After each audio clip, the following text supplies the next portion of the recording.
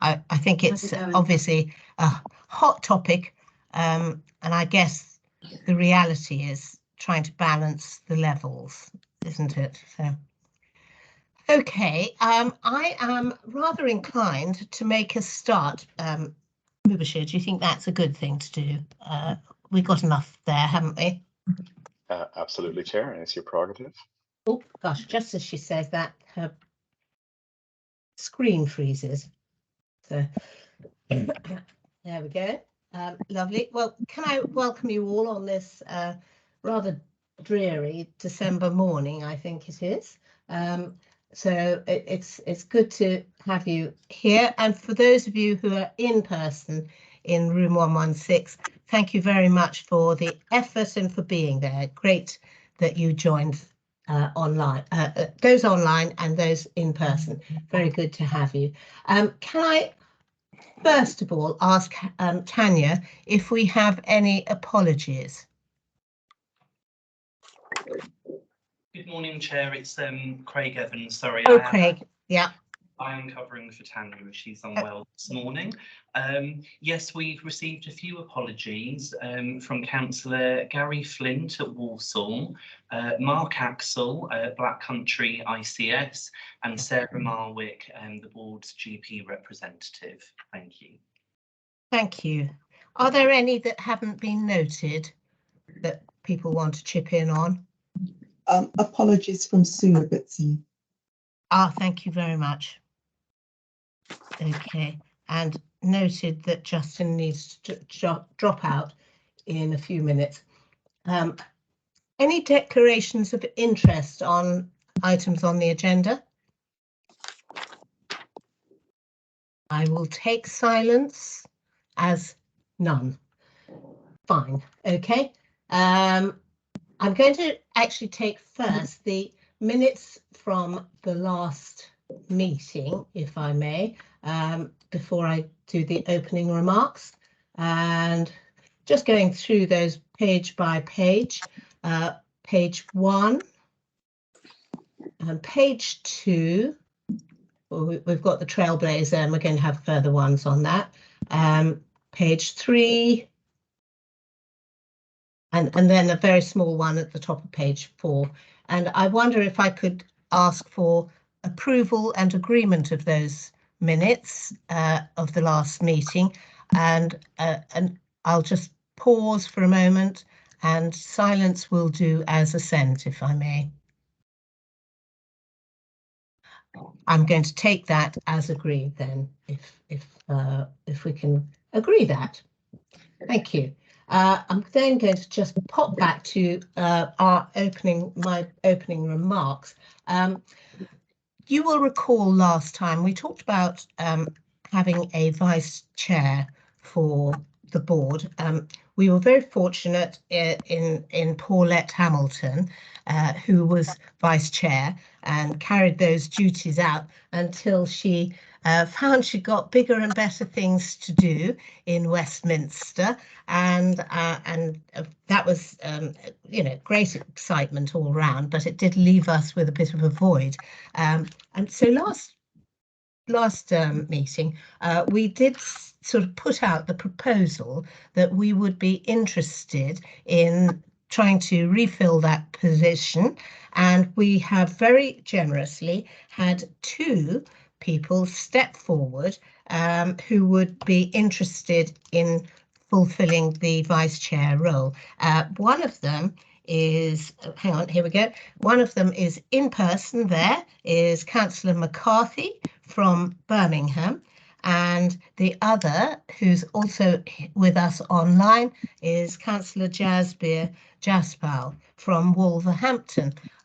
Both of you, thank you. I'm very delighted that you've prepared to take this role up. As we have 2 candidates, and Mubashir, I think you may have to help me here. As we do have 2 candidates, I think we do need to go to the vote or something, don't we? Yes, that is the process. And actually, well, Justin's put a spanner in the works there, co-vice chair. It's down to I've been speaking and I've been on mute. Apologies. That is the process, but Justin's just put a spanner in the works there with the option of a co-vice chair. I'm not here to speak on that. There's governance here in the room who can speak to that. So Justin, you can come in and then I'll let Craig answer that. Yes, Chair, if I may, before I rush off, I put forward a proposal that the board accept both candidates as a joint vice chair, because I think it strengthens the resonance of the board to have representation both from yourself, but also from the Black Country and Birmingham Solihull systems would be really, really helpful. So I put that forward as a formal proposal to the board, which I assume if we're seconded then gets us through the governance pane.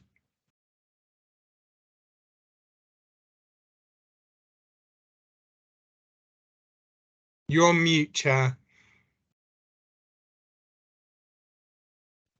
I'm not sure how that happened. I do apologise. Thank you very much, Justin. That would certainly be an excellent proposal. Can I first of all go to our two candidates and ask them if they would consider being co-vice chairs? Jasbir, what's your thoughts on this? I think that's a very good proposal, actually, sort of getting representation across all the, combined. Yes. So that's, from the Black Country and also from all the representatives from Birmingham as well. So yeah, I'm happy. Okay, and Councillor McCarthy?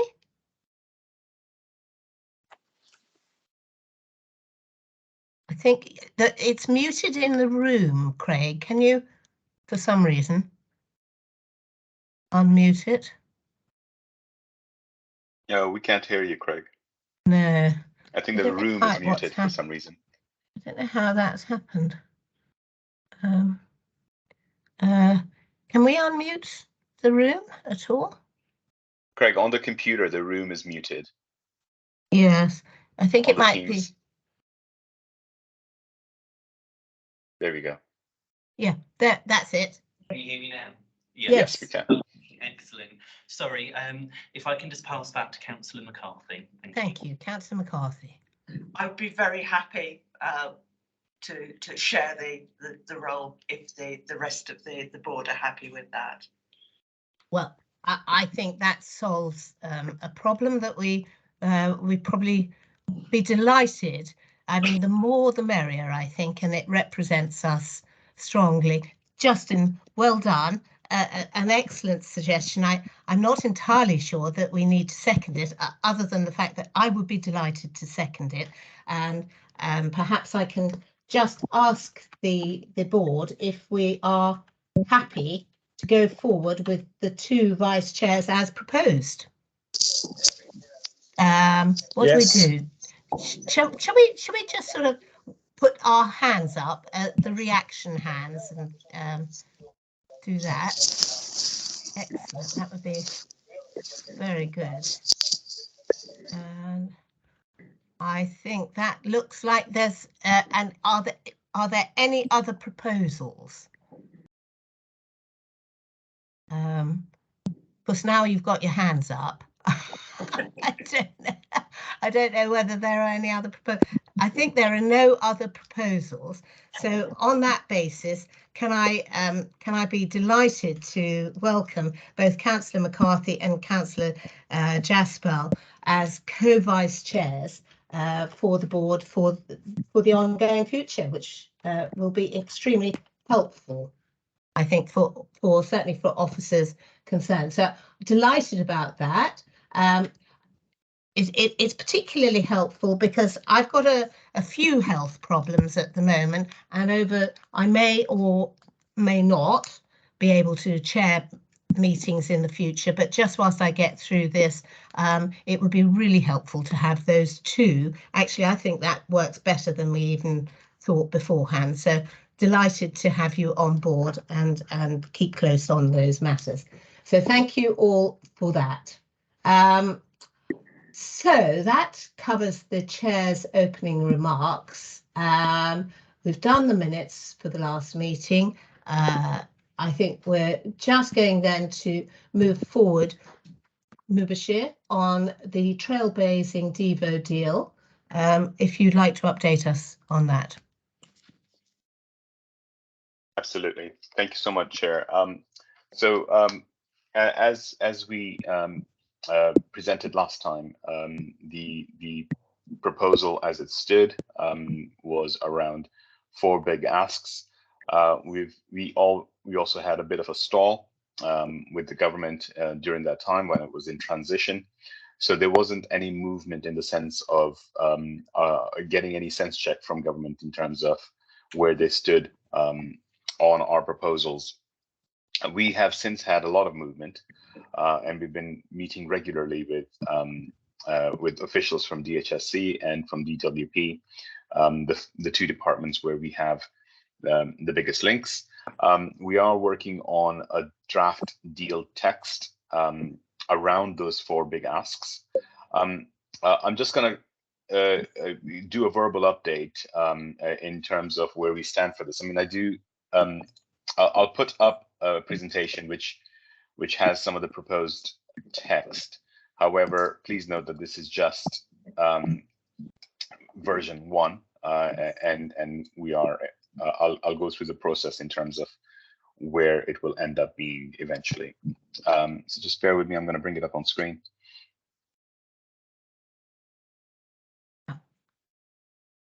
That's it. I'm hoping everybody can see that. Yeah, that looks fine. So if you recall, our case for why we want to do devolution, it carries on from the Health of the Region report and the recognition of how hard the system is already working and how we are seeking to play our role within that to be able to aid the system and to be able to move on and shift on some long-standing inequalities. We had originally proposed a health inequalities duty alongside a health partnership with our health and care system, a big focus on health and work, as well as on digital innovation and prevention.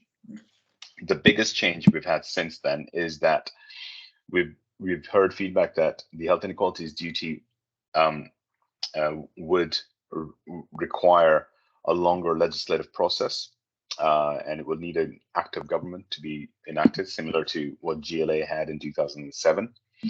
However, and the other thing also was there was a fair challenge from our partners around the fact that there's already a multitude of duties in the sense, as well as with the integrated care system coming into being early this year, it would confuse things and probably not a helpful thing at this stage.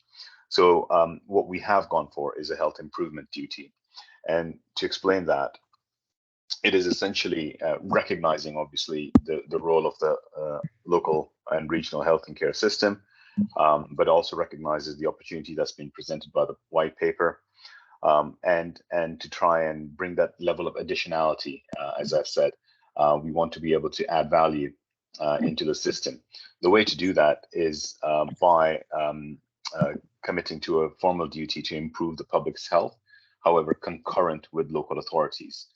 This obviously means that it is neither is it subservient nor is it superseding of local powers, and it will focus heavily on the combined authority doing its bit around the wider determinants of health, the levers that it has as a combined authority around transport, around skills, around employment and economic growth, to be able to make an impact on health outcomes.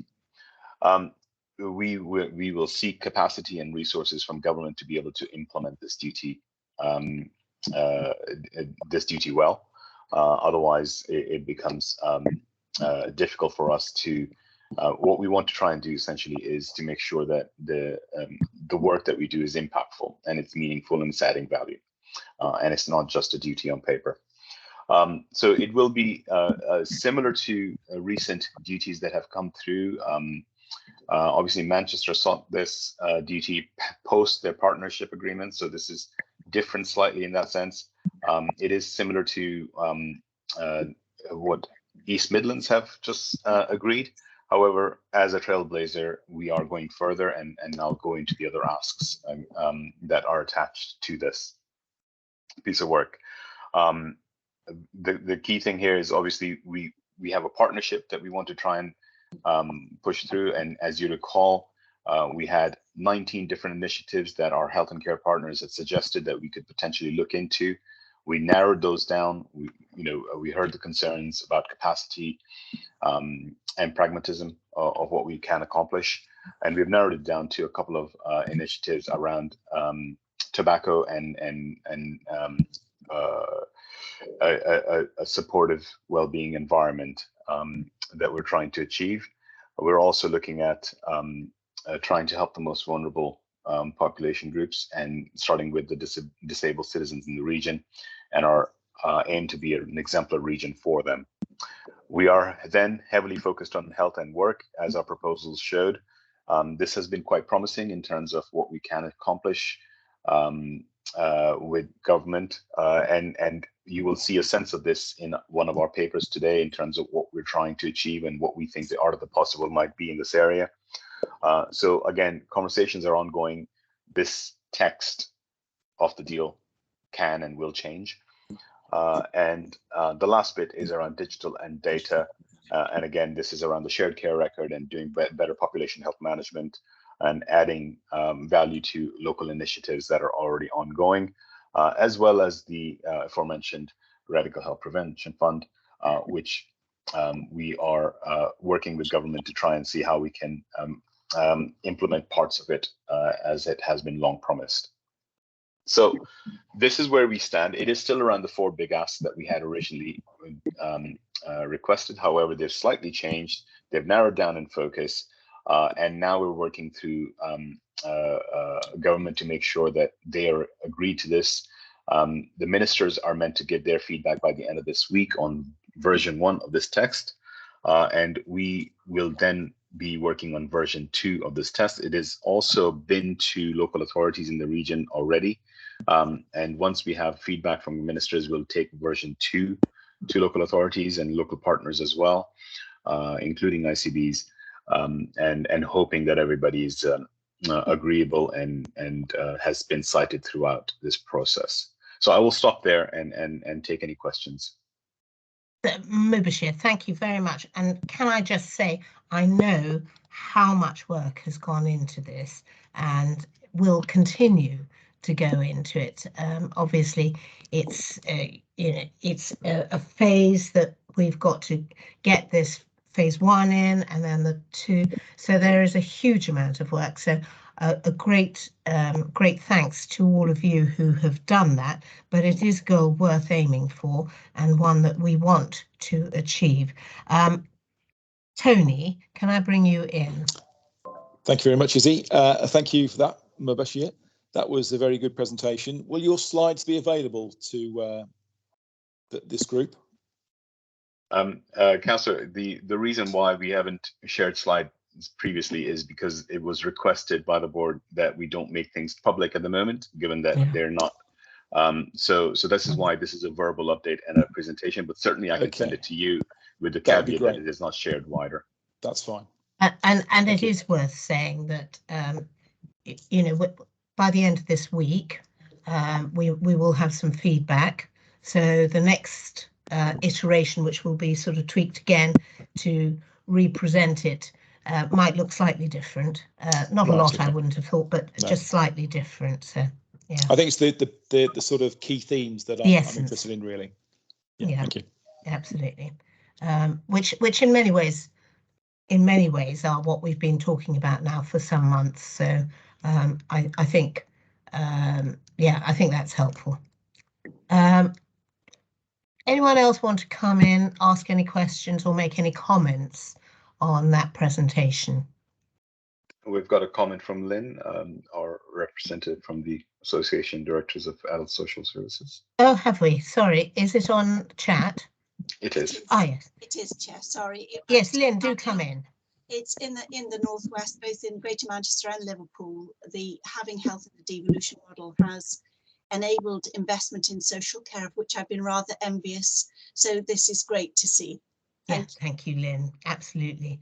And Lola, did you want to just make your point? Yeah, I mean, I think this is really positive, and having that health improvement duty, I think, will make a big difference to the combined authority and what it's able to do. And as Mubashir said, this is part of the partnership, cementing that partnership with local authorities. Absolutely. So I think it's really, really a positive step. And I think always this has been about, what additionality we can bring, not doing the job of local authorities. It's actually trying to add value, which we've been very careful about ensuring that that's the role that we play, and that, the levelling up will help that. And largely most of us are data rich, but it's actually using that data to make that step change for our residents, and having that focus is so helpful, I think. So excellent. I think positive remarks then. I don't see any other hands or any other comments. So can I just say, Mubashir, thank you very much. Be interesting to get the feedback at the end of this week, won't it? So, Absolutely. Slightly nerve-wracking as well, but it's like exam time, isn't it? I will say one more thing, Chair, is that Yeah. In our forward plan, we've said that in the next board we will bring a substantial item on the whole deal, because we're hoping that would be finalized by then. So we will have a paper that will outline all of this, and it will be public.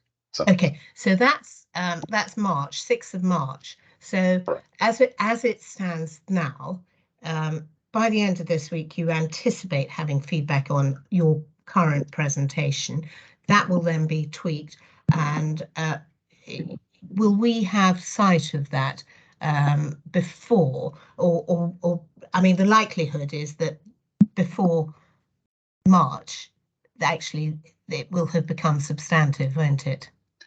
Correct. The idea is that the deal probably will be announced sometime late January. And we can absolutely share the second version of the deal text with the board by email. Thank you. But we don't anticipate major changes. No. That I agree. Okay, well, that would be really helpful. So thank you for that. Good luck, and hopefully it will be positively responded to. As I think there's nobody else on this one, then I am going to move us on to the next agenda item, which is the Mental Health Commission. And I think, Jed, you're going to present this one, aren't you? So can I hand over to you, Jed, at this point, see where we've got to? Yeah, thank you, Chair. If I ask, you have to excuse my voice. I think I've got some kind of bug. Oh dear. Excuse me. Seasonal. I'm going for the sympathy vote at the beginning. Anyway, if I direct members to page 6, which highlights the purpose of the paper, which is, excuse me, to provide a recap on the membership purpose and scope of the Mental Health Commission, provide an update on the work, and also indicate the next steps. So that's the grounds we're going to cover. In relation to the Mental Health Commission, ultimately the purpose of it was to look at the impact of the pandemic on the mental health and well-being of the region's population, particularly having regard to how different parts of the population have been impacted differently. If you look at section 2.5.2, it sets out kind of the membership of the commission and the actual topics that have been covered. So in relation to the ground that was covered is being covered by the commission. Because mental health is such a broad topic area, it was decided to look at mental health through the lens of 6 specific topics, which are set out in 2.5.2. And again, in looking at these topics, the idea is to understand the impact on different parts of the population, to think about and understand the response to meeting need, including what good practice and learning has evolved from that period, but also finally the so what question, which is what can we do in terms of system actions to make things better going forwards. So that's the theme, that's kind of the focus of the commission. Today I'm going to particularly focus on 3 other topics which have topic reports appended to this report, which are looking at children and young people in education, particularly those with special educational needs and disabilities, and kind of what we found in relation to those young people, and also what the recommendations were, looking at sports and physical activities and the Commonwealth Games, and the opportunity that sports and physical activities provides in relation to mental health and wellbeing. And item 10, which is Simon Hall and Adam Rigglesford, are going to pick that up. So I'm going to do a very light touch because Simon and Adam are going to go into that in more detail. And the third aspect I'm going to cover in a little bit more detail is looking at the mental health implications of the cost of living crisis, which was the third topic report that's appended.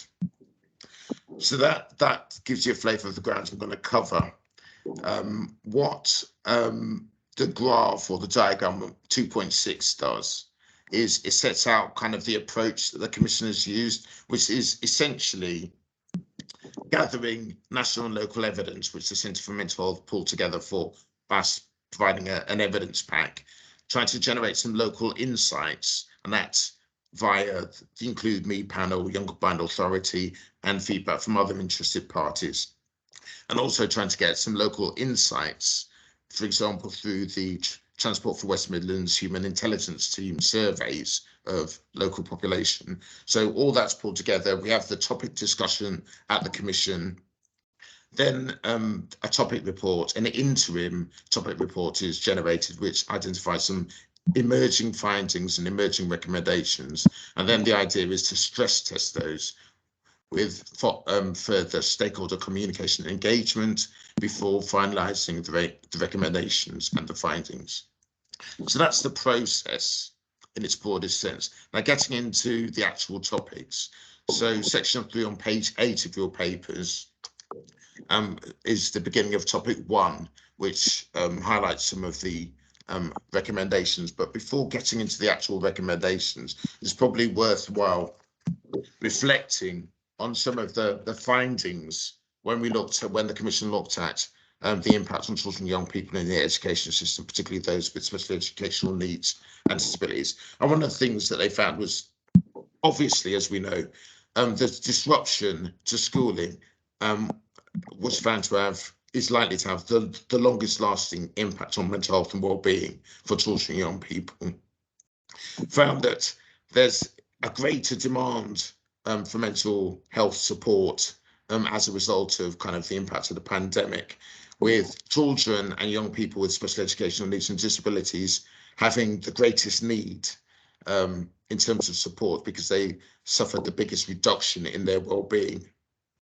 Also, it was found that girls generically, and also children and young people from the most disadvantaged backgrounds, also had the most significant needs in relation to mental health support as a result of the pandemic. And it's obviously worthwhile reiterating the fact that a lot of these issues are not new issues. There were issues that were pre-existing the pandemic, just exacerbated by the pandemic.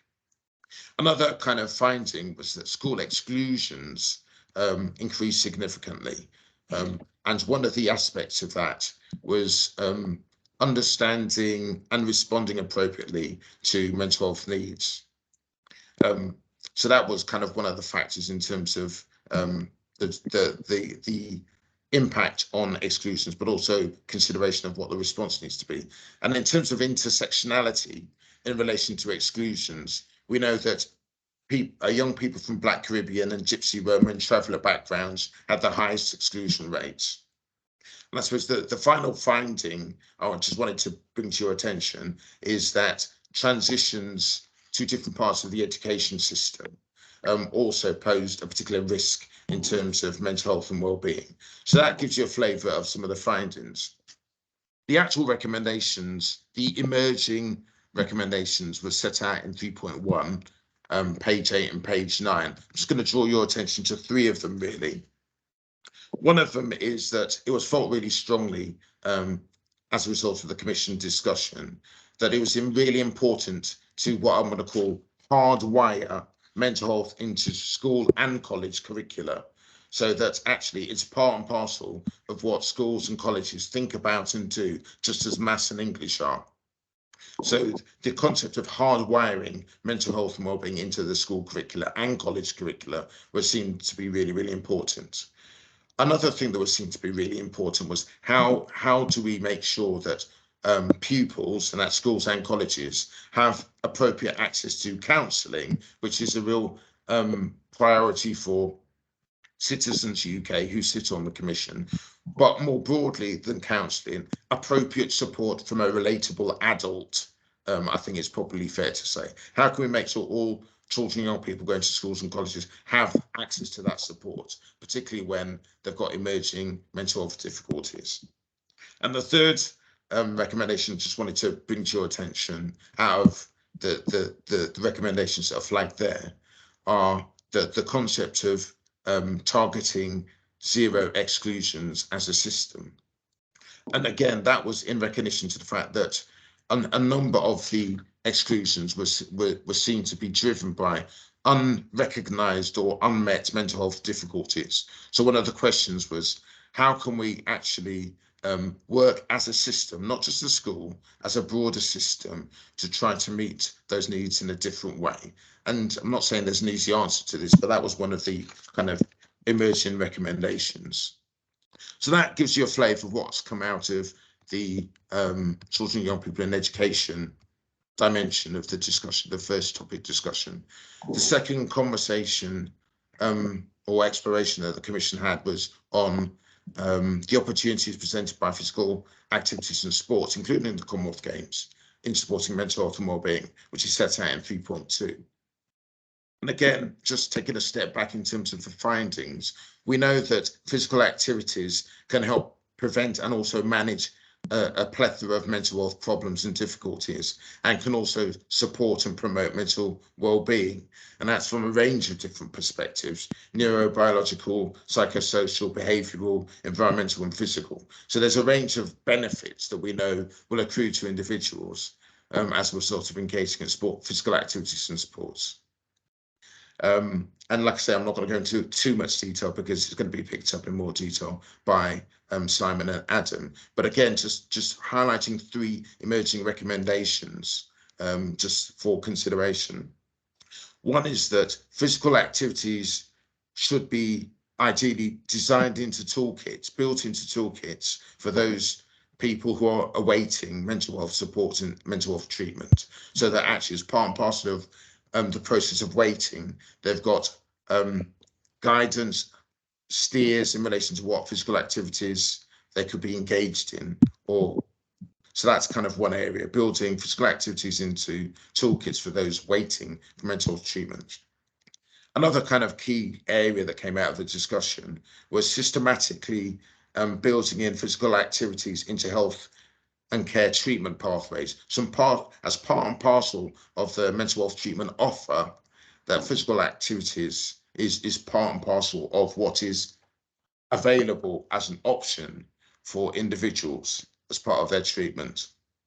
And the third kind of finding that I wanted to bring to your attention out of those was just making sure that as a system we look at how we can reduce barriers to people engaging in physical activities and sport in its broadest sense. So those barriers will be cost, cultural, transportation, access barriers, and a range of other barriers. You know, people thinking, is this physical activity or sport for me or not? You know, so how can we as a system, as a group of organisations, try to reduce those barriers to people engaging in sports and physical activities? Because we know that, again, looking at the population, there's differential impacts and differential levels of activity in relation to the uptake of sports and physical activities. And we know broadly that West Midlands is the most inactive, or has the highest levels of inactivity as a region across England. So that's a flavour of sports and physical activities. And the final topic that I wanted to kind of just highlight today is topic 3, which is looking at the mental health implications of the cost of living crisis, which is starts on page 10. And again, in looking at that area, what we know is that financial well-being is a major determinant of mental health. It's a major determinant of mental health. And we also know that arguably the single biggest factor in explaining mental health inequalities is due to financial well-being. So we know that finances and therefore cost of living crisis will have a significant relationship with mental health and well-being.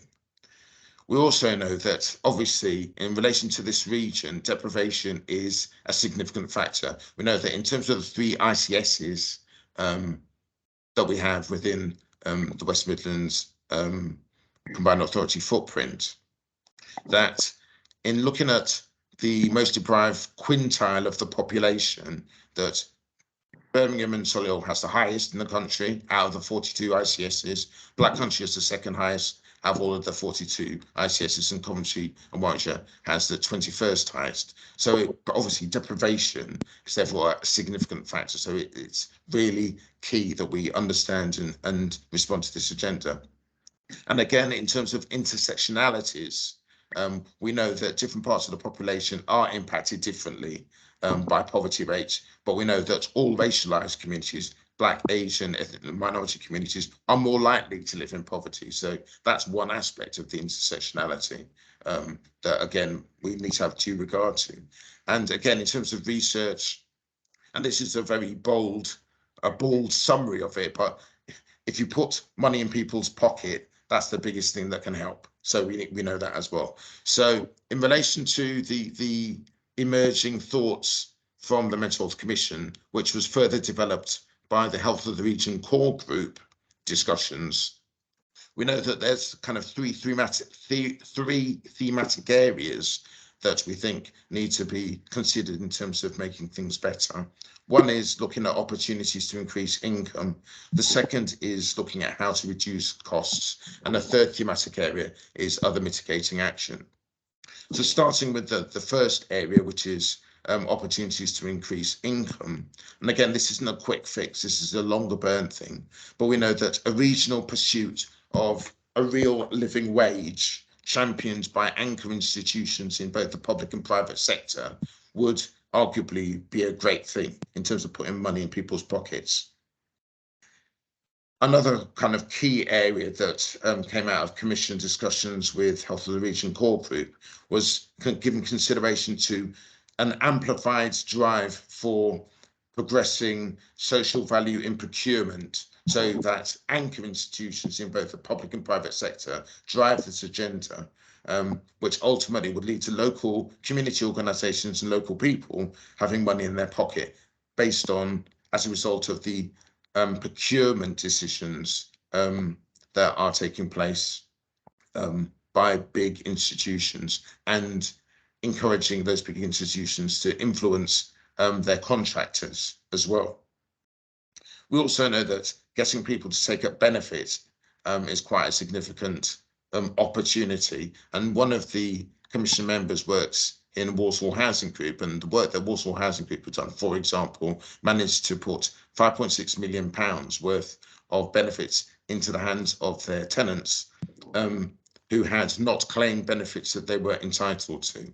So that's an example of opportunities to increase income. And we know that, for example, Birmingham City Council are doing good work broadly in this area. And we also know that the Office for Police and Crime Commissioner are doing good work in this area, as well as our Aston University. Opportunities to reduce costs. I'm just going to give one example there, really, which is public transport, and giving consideration to how there might be opportunities to do further work on making providing subsidised and/or free transport to certain key workers, and also young people to access jobs, access education, leisure opportunities, etc. So that was kind of another big area that was given consideration to.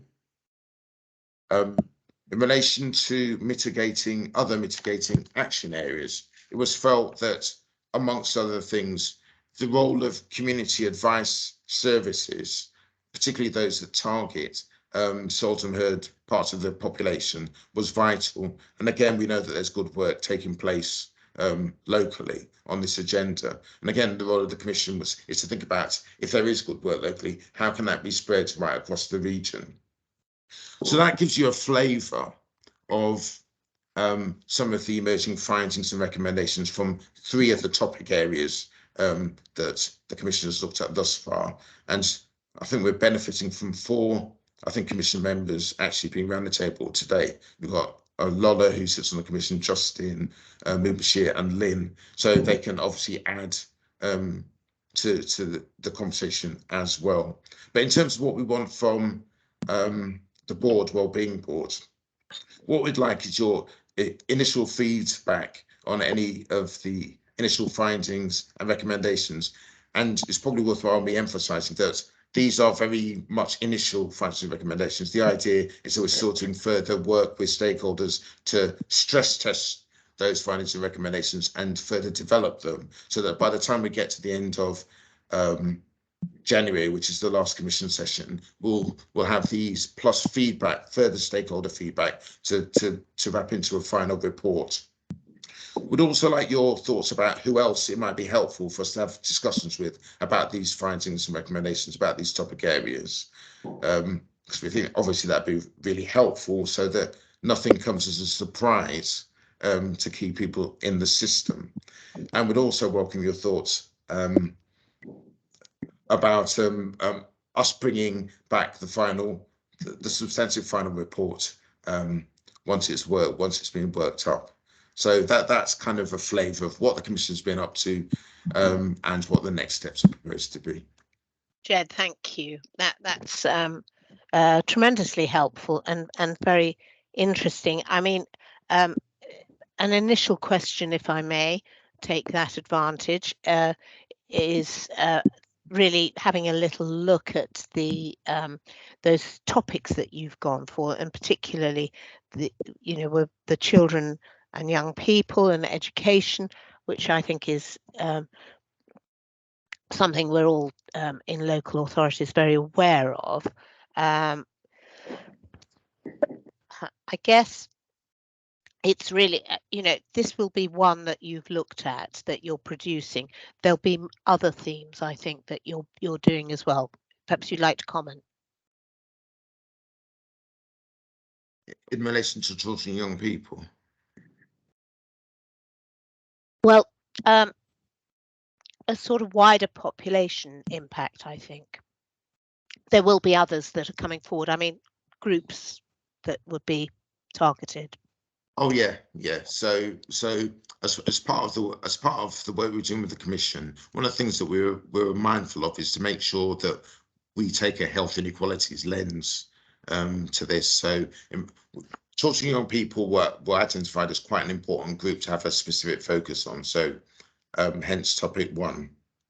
Jumping to the end, the last topic that the Commission is, the 6th topic that the Commission is looking at, is the role of the voluntary community sector and faith sector in supporting the system's ability to meet mental health needs.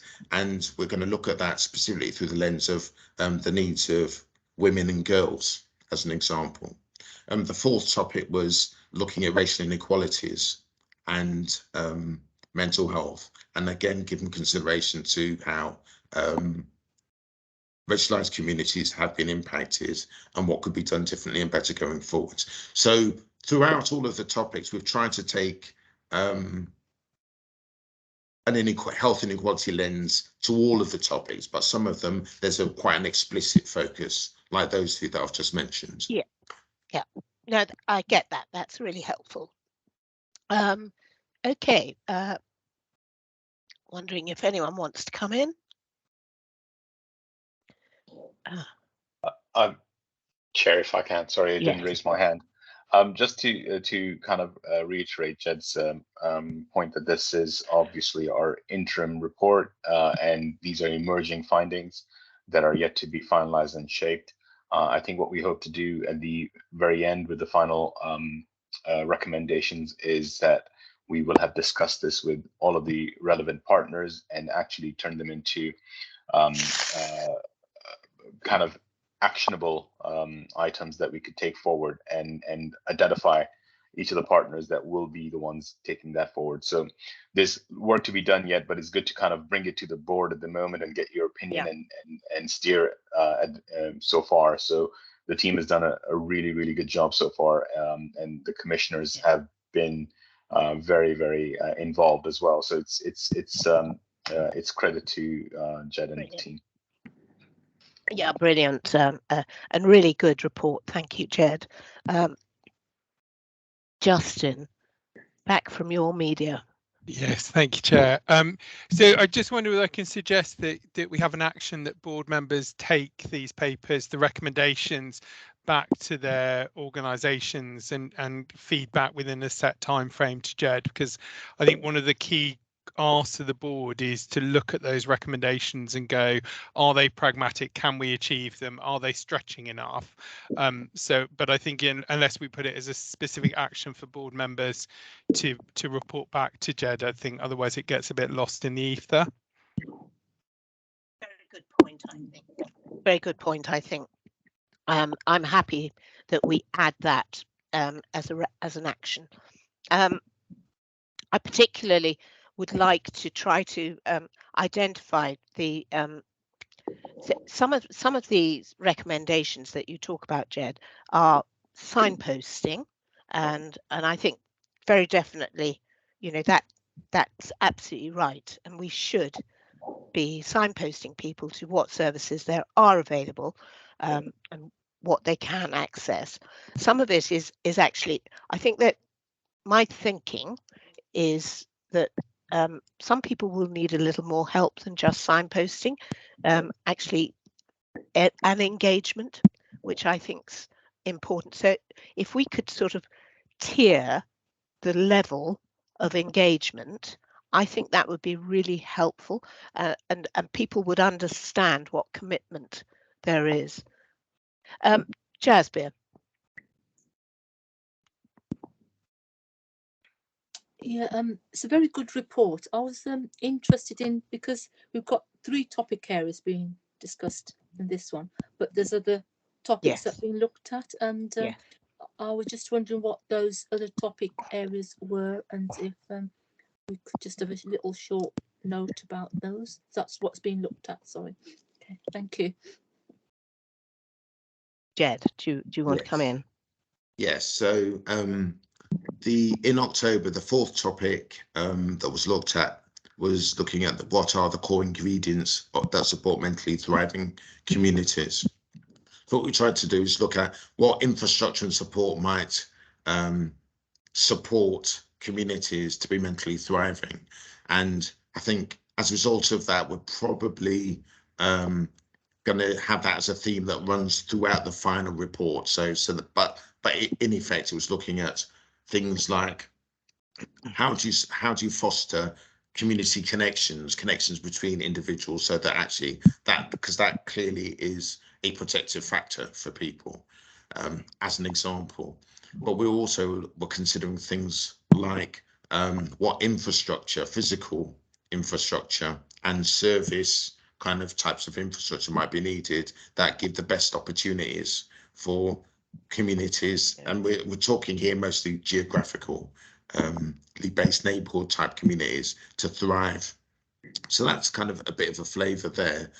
In relation to the November meeting, the 5th topic, racial inequalities and mental health, what it looked at was particularly trying to get a feel for what do we know works, why does it work, and for whom, because it's quite a well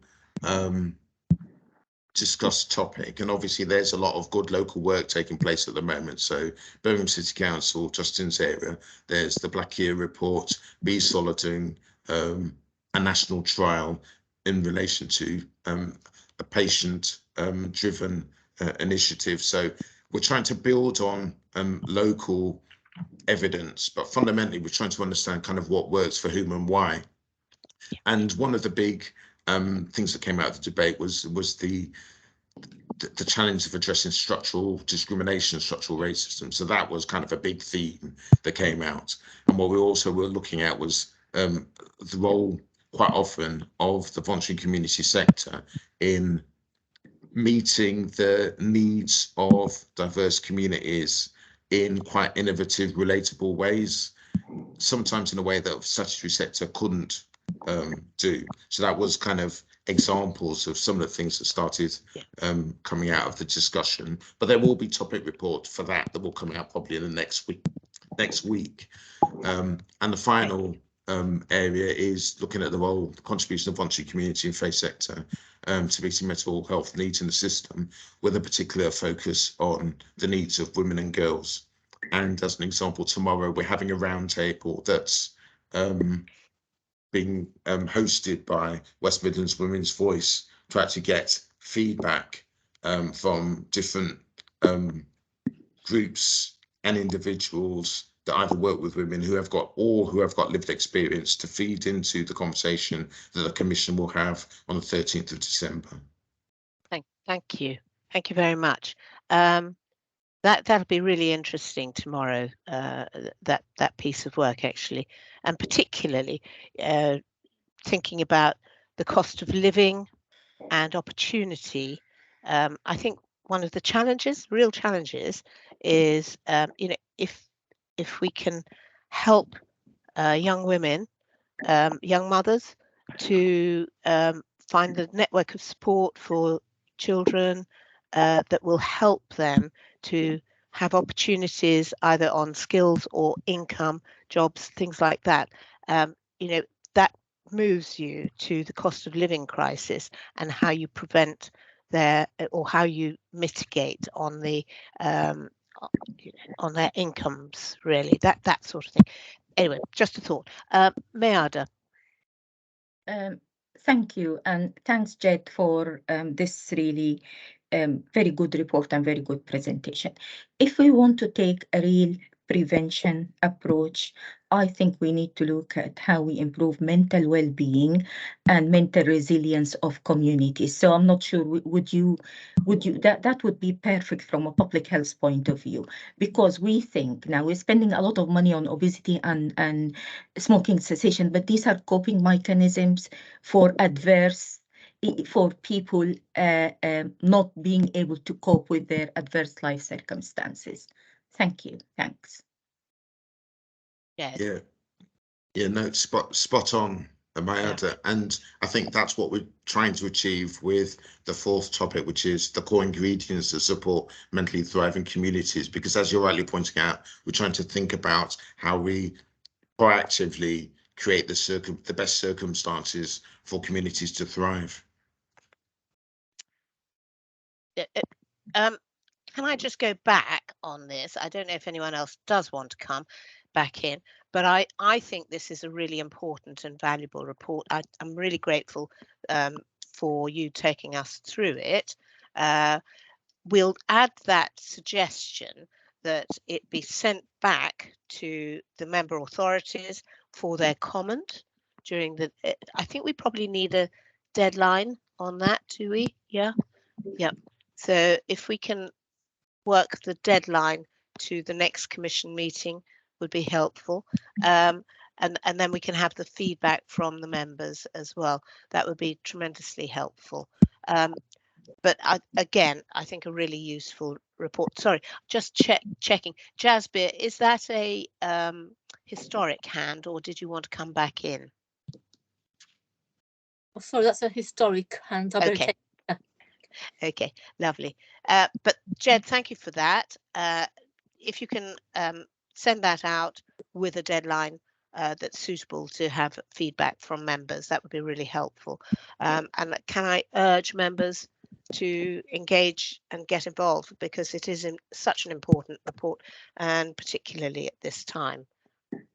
Okay, I'm going to move us on then. The next item on the agenda is skills, employment and health. None of these themes, none of these topics are uniquely stand on their own. They all impact on each other. So Tatum, you're going to take us through this one, I believe. Apologies, Chair. Oh, no, I'm is it going you? to substitute. I'm going to substitute. Excellent. Be a poor substitute for Tatum, I'm sure, but she is unwell. I thought I hadn't seen Tatum actually. Oh dear. So I'm taking this up and I'll try and work through the paper. We also have Claire Hatton here from our skills team. She's been very kind to make time today and come in, and she'll be the expert that we can rely on. So she's the Director of Employment and Skills at the Combined Authority. So I'll take us through the paper. Hopefully members have had a chance to read through, and I would like to focus more on discussion with the members if we can.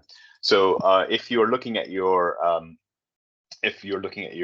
agenda pack, we're starting at page 45, and the paper actually, as we've mentioned many times, as part of our devolution deal as well, we are keen to make sure that we utilize the levers that exist within the Combined Authority to make an impact on health.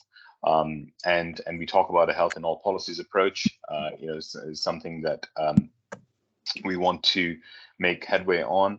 And this is one, this is the beginning, I suppose, from our side in terms of what we can do. And we're focusing today on skills, but similarly, we have work ongoing with transport, and we can bring a paper on that next time as well, and so on and so forth. So with skills, I suppose it's important to kind of give an overview, first of all, of what the Combined Authority does, what the statutory duty is, and also to kind of give a little bit of context, as the board members will recall. I mentioned last time that we had an internal restructure here at the Combined Authority, and the portfolio for health and wellbeing is now merged into the Economy, Skills and Communities Directorate. So we were very much aligned and looking to work more in conjunction with our colleagues who work in the skills and economy space. So in terms of the skills portfolio, we have 130 million pounds annually for adult education budget, which has been devolved to the Combined Authority. This is used mainly for the entitlement to English and math and digital skills, including ESOL. For adult residents of the West Midlands. We also have the adult community learning, which is done through the local authorities. And we have specific skills provision as well, which is aligned to regional priorities. On top of all of that, we also seek additional funding streams from Department of Education, depending on the needs and the requirements and the opportunities as they come up. We've outlined some of these here. Obviously, the opportunity there is the more people we educate, skill up, and get into work, the healthier their lives will be. And we'll go a little bit more into that in the second part of the paper. But we continue to work with DWP on additional initiatives, things like the Youth Hub that we have across the region, our SWAPS program, and we also respond to upcoming needs within the sector, and our skills devolution deal, which is the wider ask around skills and employment support, is doing just that.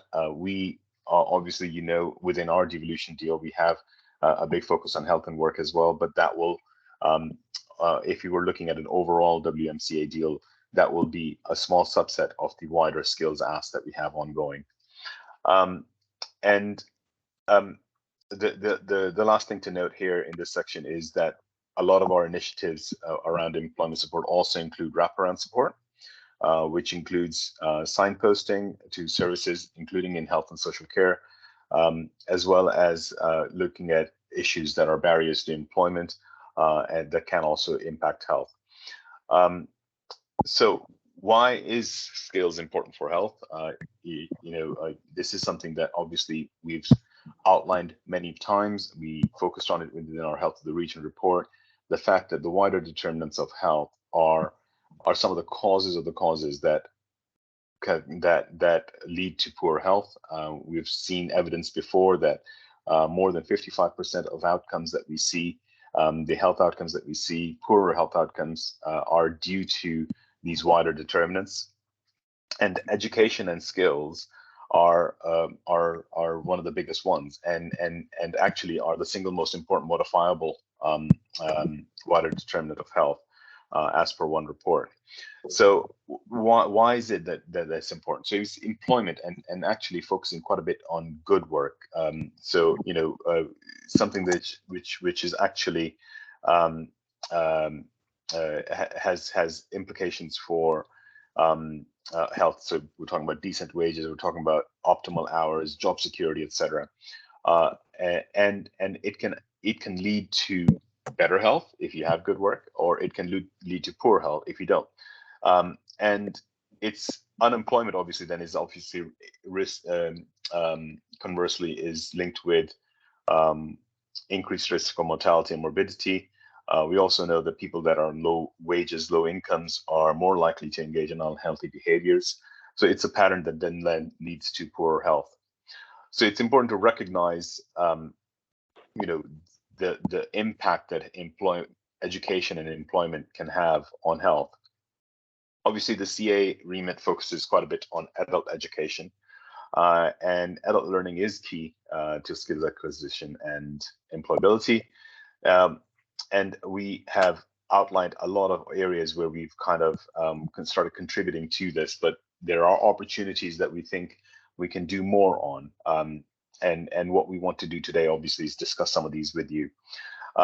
We know that learning within adults can lead to improvements in physical health. There's also good evidence that adult learning results in improved mental health. So I know the Mental Health Commission has focused on early years, but I think it's safe to say that becomes important in adult life as well. So in terms of the opportunities that exist, we have obviously learned from the Marmot Review, the Taylor Review. We've got the Farmer Review and the previous Mental Health Commission, which led to programs such as our Thrive at Work program, which is about workplace well-being. And again, the board regularly gets updates on the achievements from that program and how it's being led wonderfully through the MHPP trial at Coventry University. Our colleague Sean Russell leads that program there now, and we are a big part of the MHPP program with our Thrive at Work Thrive at Work program. And I keep saying program over and over again, apologies. The Thrive Into Work program, which is more about getting vulnerable people into employment, is another success factor and another area of work that we're trying to expand further, opening up the individualized placement and support principle to wider cohorts of people so that we can help more people into sustained employment.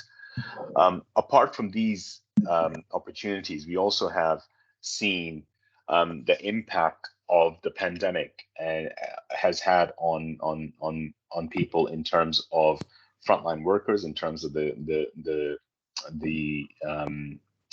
danger to their health that was during the pandemic, as well as the impact the lockdowns, etc., had on the on mental health. One of the reasons for us to convene the Mental Health Commission again. But now that we are in this post-pandemic world, there are implications of hybrid working, and this again leads to us having to think about how we can use employment to support better health and well-being. So even though our claimant count has reduced since the pandemic, we have seen a number of unfilled vacancies, which are near record highs, and there's been a significant increase in the number of people who are economically inactive due to long-term ill health. So again, opportunities exist there that we need to kind of look into what we can do to support this program and this issue within the region.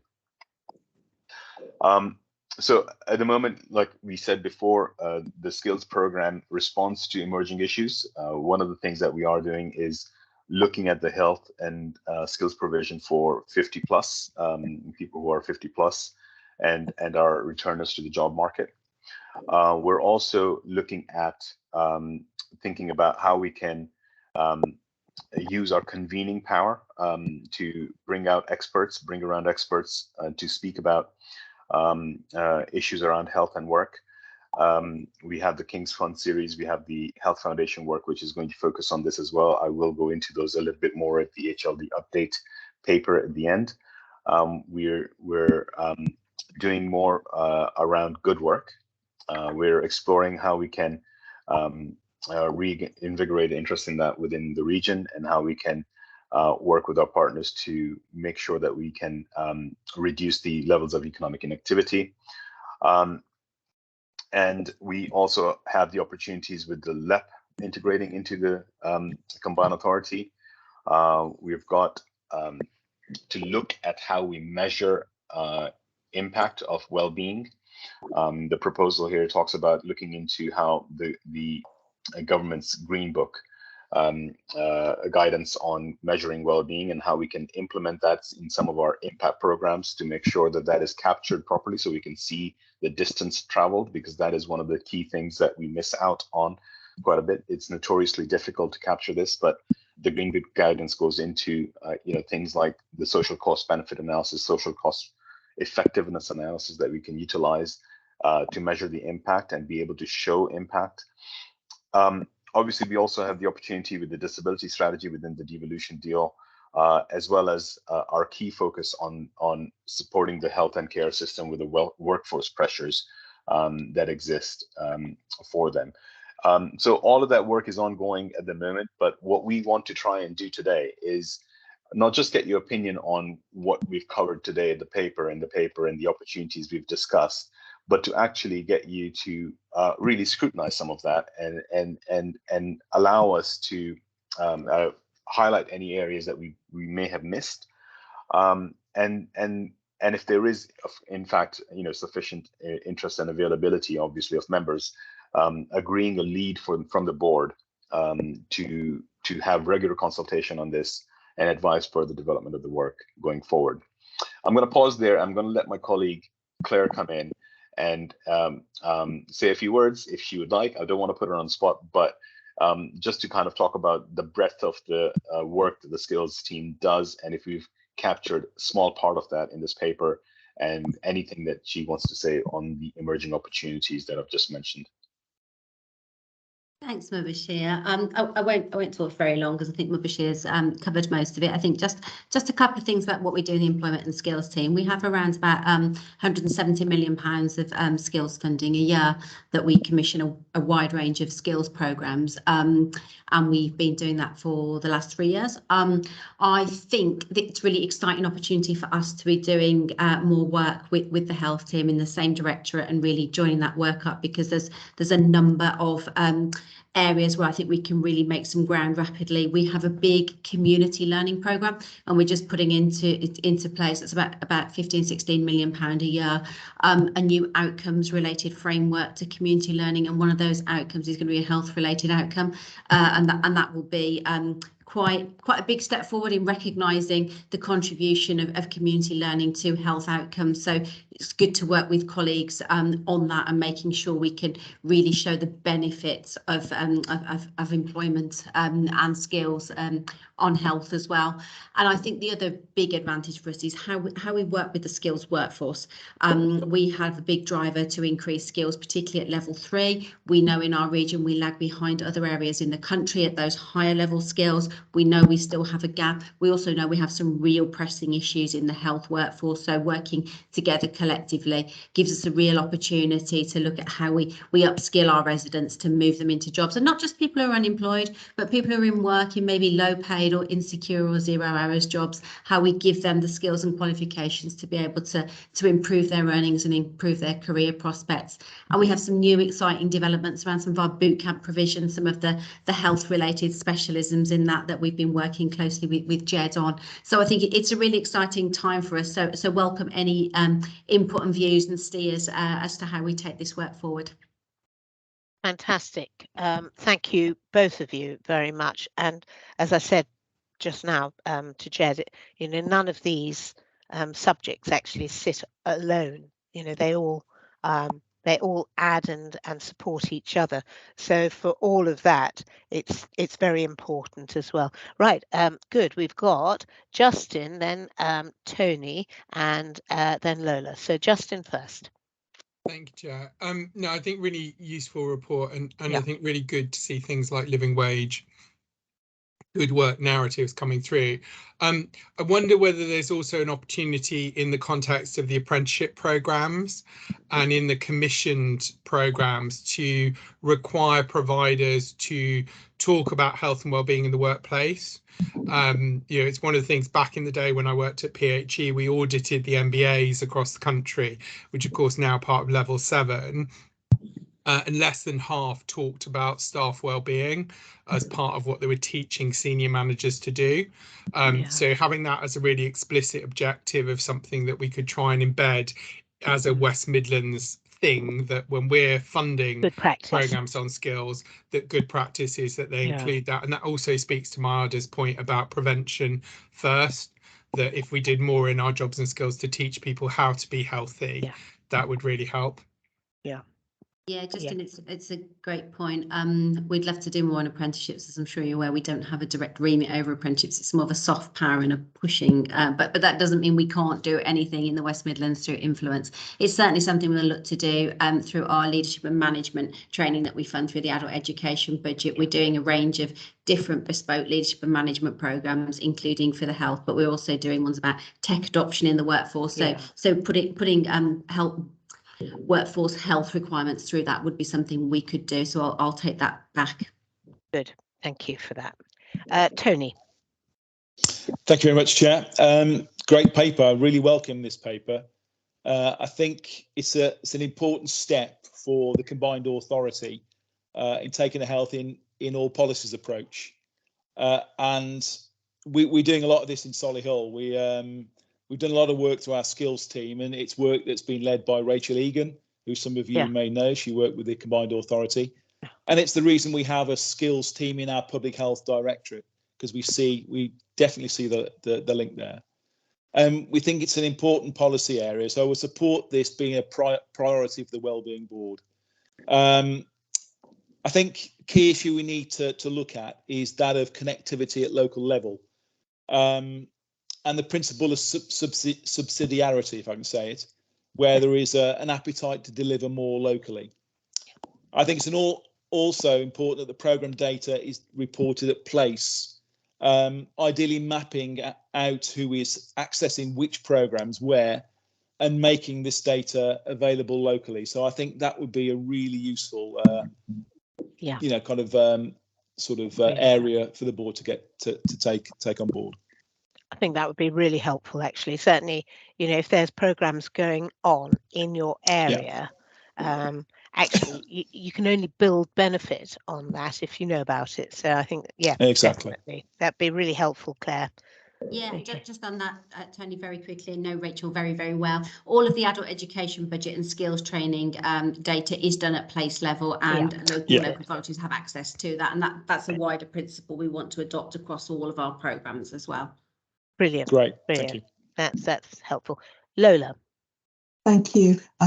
Really positive to see, you know, the health in all policies approach being taken forward. Really important. Just building on something that Justin said earlier, it's really just to say, are we making sure that we're using all of our opportunities to pick up things like health literacy and mental health literacy, particularly from the employee perspective. I think it's an opportunity, particularly for those who are, you know, getting their basic skills to be also skilled up in these areas, and I think that that's really important as well. Yeah, absolutely, Lola, and actually, it's taking all those opportunities, isn't it? You know, educating on smoking cessation and things like that, where you can and where you will. Claire. Do you want to come in on that? Yeah, probably not done as much on that, Lola, as we could. As I said, Yeah. I think we are in community learning, definitely starting that, but through our wider adult education. We've got some little bits that we're trying through youth hubs. Tatum was working with the team who are doing that on how we bring healthy lifestyles, and there's bits of it and there's some good practice, but it is patchy. So it's a really good point, and it's something we need to look at how we do a little bit more systematically. Yeah. Yeah, I think that there's a great opportunity there. It's just that we know that people don't know how to navigate the system, and empowering them to be able to do that, and you know, increasing their self-efficacy, I think, is really important. One to take back then, I think. Definitely. So lovely. Thank you. Thank you both very much. I don't see any more hands up on that. I think that's some useful feedback at this point, but an important, really important area. So we look forward to more on that. The next item on the agenda is Simon. It just popped up on my screen. This is the Games Legacy and Sports England item. So Simon, are you going to be able to take us through that? Yes, absolutely. Thank you, Chair. This relates to pages 53 to 57, agenda item 10. I am going to share a presentation, which we will make available to people from today. It's only a very short one. And I'm going to do it with a joint presentation with Adam Rigglesford from Sport England, who has been, or still is, the Commonwealth Games leader at Sport England. Welcome, Adam. And we're doing a joint presentation because the CA is one of the Games partners for the Commonwealth Games, and working with Birmingham City Council Public Health through Justin with DCMS and ourselves, we were the architects of what the physical activity legacy looks like. And we want to make sure there is a long-lasting legacy for the Commonwealth Games around getting people active. And key to that is how we're working together as a system from locality up to region and region to national. And part of that is our relationship that we'd like to develop with Sport England over time. And it follows a recent meeting that Andy Street, the West Midlands Mayor, Laura Schoaf, Chief Executive, and Julie Nugent, our Director, had with Sport England's Chief Executive and Executive Director after they bumped into each other a number of times during the Commonwealth Games is to look formally of how we can move forward. So I just want to take you through some slides, which we're going to do jointly with Adam. We're only going to do that for about kind of 10 minutes, and then we just want a discussion around the recommendations in the report, if that's okay.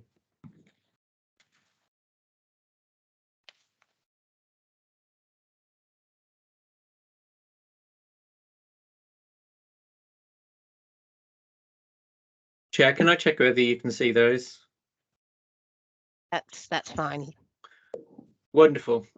So as I just talked through in terms of that paper, that's really important to us as a combined authority in terms of what we're doing as a system to begin to look at how we're addressing these wider health inequality issues.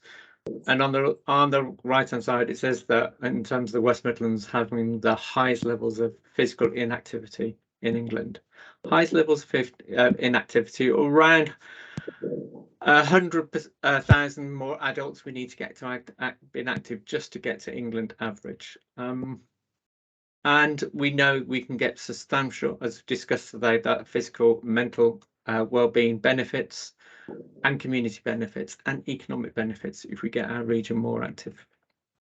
As Jed highlighted, we're going to talk a little bit around the Mental Health Commission as well, and how we're looking to take forward those recommended actions around sport and physical activity. But on the games itself, I hope many of you had and trust had a wonderful experience at the games. The games are firsts, as highlighted there, in terms of more tickets, a biggest integrated programme, first ever social value charter, first inclusive and accessible relax festival, 14,000 volunteers, 28,000 cycle hirers who travel the world going to various destinations. But it all seems a bit long time ago now, particularly as it's cold and wet. We've moved on to the round ball and the World Cup. but we've got to begin to use the legacy as a catalyst for change. The Combined Authority, as I highlighted, had a number of roles as a games partner. Our skills team has traveled and delivered the Skills Academy. We've had a cultural programme, and we're going to focus in around that physical activity at work, especially, and we're going to touch on mental well-being for within this. We have significant skin in this game to make sure that we're making the most of the learning and impact through legacy to see how we can deliver change. And at this point, I'm going to pass over to Adam from Sport England, who's just going to talk through in terms of how their legacy lands and has been delivered across the region. Adam. Thanks, Simon. I think the first thing just to say, good morning, everybody. Nice to see a number of familiar faces and some new faces. I think the first thing I would just want to say is that the legacy ambition for physical activity and wellbeing isn't the sole domain of any one single organisation. I think that's really important to recognise. We've got Birmingham City Council and the localities have all invested into the outcomes post games. Sport England is engaged with a range of partners to shape an overall approach at the outset, and that includes the Combined Authority, Transport for West Midlands, City Council, the other local authorities across the Combined Authority geography. And that all comes together to make up a broader offer. In that context, the legacy ambition really supports Sport England's launch strategy, Uniting the Movement, together with the mission and vision for a games legacy through the organising committee. But it's also important to recognise that it's built on evidence and learning, and we brought together some key experts in the region. I know Justin's on the call today who contributed to some of the early thinking around that, as well as a number of other colleagues. Next slide, please, Simon. So yeah, just a flag here in the context of the mission pillars for the games, particularly focused in terms of physical activity and wellbeing legacy around bringing people together, improving health and wellbeing, and being a catalyst for change. Next slide, please, Simon. And in the context of Sport England's Uniting the Movement strategy, which was launched in January 2021, we had a strong commitment and alignment to the opportunities that Birmingham 2022 provided coming out of the pandemic, and an opportunity to build back more strongly to support the voluntary third sector and communities to be more active, with a particular focus on tackling inactivity and the associated inequalities that underpin inactivity levels. And I'm sadly to say that many of the broader health inequalities that we see are reflective in terms of physical activity inequalities as well. So that's been the lens of which we've been looking through in terms of a legacy ambition. And from a Sport England perspective, we've invested around £35 million into both the regional and national approach around the games. So bringing those things together, there were four key focus points for a physical activity and wellbeing legacy, which have pulled through into not just Sport England's investment, but other partner investment, and are reflected in the evaluation approach that the ECMS has commissioned through KPMG and 4 Global. And you can see those four things on the screen here. So what I'm going to come on to say just as a couple of practical examples of the investments and areas of activity come back to supporting one of these four areas, and inspiring and enabling citizens to improve and sustain levels of activity, again with a particular focus on inactive and underrepresented groups, to improve the physical and mental well-being and accelerate mental health awareness, and that's been really strongly supported by OHID, and Lola's on the call today, to encourage and support people to use walking and cycling as modes of transport. And we think that the modal shift was probably the biggest mass population opportunity in terms of shifting behaviours quickly. And then the fourth one around developing games venues as facilities for community use after the games. Next slide, please, Simon. So this is just an overview. I'm not going to go into the detail of all of these slides, but this is just a breakdown at a regional, national level of some of the investment that we've made. And I'm just going to go on now to talk about a couple of these, just to bring them to life with some practical examples of what's been happening. So the Commonwealth Active Communities, I put this one in here because this is a key anchor for much of the other investment that we've made. So it's a place-based approach focusing on 4 areas across the West Midlands Combined Authority geography. So we've got consortia approaches in Birmingham, Solihull, the Black Country and Coventry, and we've invested just over £3 million into those areas, which is a focus on bringing more partners together in each place to work in a more joined up way around tackling some of the issues that are affecting people's ability to move more and be more physically active. There's a range of activities on the ground, including things like active streets, work in parks, social prescribing, physical activity engagement, etc. But critically, I think, regardless of the actual intervention, the important bit that we're trying to achieve here is to bring more of the system in a place that influences people's behaviour together to work in a more joined up way. And that 3 million is spread across those 4 geography areas, and that has been very much built on our place-based approach and learning over the last 4 or 5 years at Sport England, and is a segue into our commitment going forwards around place-based expansion as part of our new strategy. Next slide, please, Simon. Thank you. So the second strand of work is our investment into national governing bodies of sport. So that's like, just to give some practical examples, Swim England, Table Tennis England, England Squash, etc. So there were 21 sports that we've supported, those are the sports that were involved in the games themselves. And the investment there has been very much about challenging those sports to think about how do they get closer to the lived experience in communities, to identify the anchor community organisations that work in those places that have built a trust and a relationship up with communities that can support people to be more physically active.